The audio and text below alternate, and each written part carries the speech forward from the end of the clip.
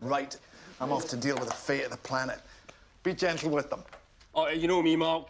Kid gloves, but made from real kids. Hey yo, do you remember the Legend of Superheroes TV show? Well, good, because that's not what I'm talking about today. Now, I just watched the newest film that came out recently about the Legion, and honestly, I'm not super familiar with the Legion, but I loved the TV show back then. And honestly, it also does, well, it revolves around the Legion, but it mainly revolves around Supergirl. The thing is, ever since DC restarted their animated movie universe, it has taken up this weird art style. I'm not super keen on it. It looks more tame or child friendly, but don't let that fool you. There are moments where it really gets gruesome, and I was like, oh my gosh, they actually pulled it off. Not to mention there was a Green Lantern movie, and I have not talked about on this channel, also placed in this Man of Tomorrow universe. That's what they called it. There was a Flash film so far that took place in World War One, no, World War Two, sorry. And there was, of course, the Superman film. But back again to Legion of Superheroes. It's basically an origin story for Supergirl. It starts with her origin, and we have seen her revised origin so many times through Smallville or the Supergirl TV show, that live-action TV show, and it was even depicted in Injustice too. So it's just the same kind of case of how many times do you want to see Bruce Wayne's parents getting shot. There are multiple origins for Supergirl, but nowadays they choose to go with one, so I call it the one definitive, where Krypton explodes or is taken over by Brainiac. Supergirl gets into spaceship, shot to Earth, but her spaceship takes longer than her cousins, so when she arrives on Earth, she's a teenager, and Superman, well, he's already Superman. But back again, I think that this film, it doesn't take too much of your time. It's like 90 minutes, but that comes with a cost. Overall, I really liked it. I give it like a 7 out of 5, but for me, this film felt kind of not fleshed out enough in some moments, just because you don't have the time. And you gotta remember, the Legion has like 40 characters, and of course not all 40 or more characters are used all the time. It's more like 6 or 7. It's still a lot that you have to introduce and make them somehow relevant to the plot.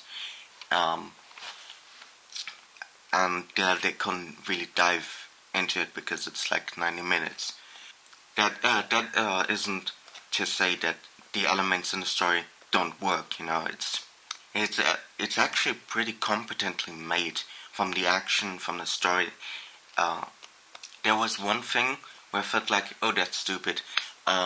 Triplicate girl dies, and I was like, oh, sure, it would have been helpful if she had just made a copy of herself and then she wouldn't be dead. Turns out later in the movie, that's exactly what she did. But for me, that was like one point that I didn't like.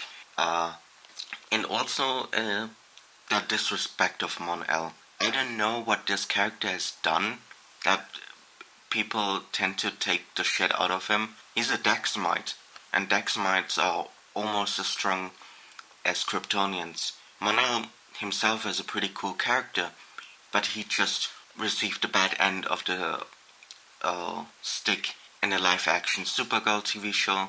Here he's one of the main villains, when I could have gone with, for example, Lightning Lord. Lightning Lord is a brother to one of the Legionnaires called Lightning Boy, and have him pretend to be Lightning Boy and be evil, because that's would be in his character. But I guess, I don't know, doesn't really make much sense, but it's not something that I will lose sleep over.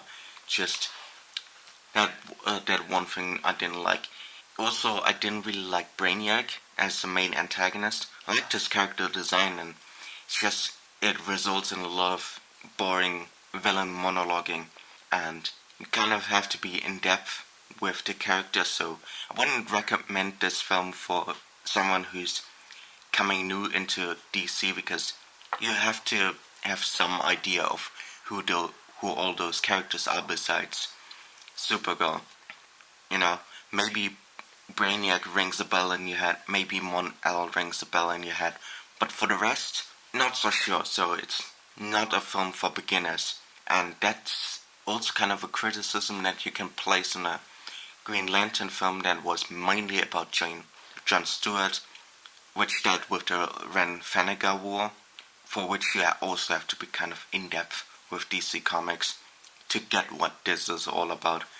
The animation, like I said before, I'm not really a fan of it, but it looks nice, and it doesn't hinder, from the brutality sometimes. And I don't have a problem with like violence in films. I also totally get not every film has to be violent, so that the film is good, in my opinion. Film can be good without any violence. I just think the jump from the New 52 films kind of and their art style fit the action much better than this new art style, because nowadays you have characters just standing around in the background and maybe two characters moving in the front, and I know it's difficult to animate multiple characters, just feels a bit stagnant. Still, there's so much to like, from Supergirl's story. I think that's something that will never get old or never get not relatable. Even though we have seen this a couple of times with her not fitting in with Earth and finding her place to be a hero. So in that regard, it's totally fine. And the last gripe that I have is Timberwolf's design. It's too human. Now, for those who don't know who Timberwolf is basically a DC Comics Wolverine in the future, except that he is more akin to a werewolf, and it looks pretty cool. But there are also times where he looks too human, not wolf-like enough, and there's one of those cases. It didn't ruin the film for me. So go check it for yourself, and hope you like this video. Comment what you thought about it, if you find it anywhere. I have my sources where I can watch films, and let's have a discussion or whatever. Don't forget to subscribe. Well, the books are full of words that you read, and the show gets me paid.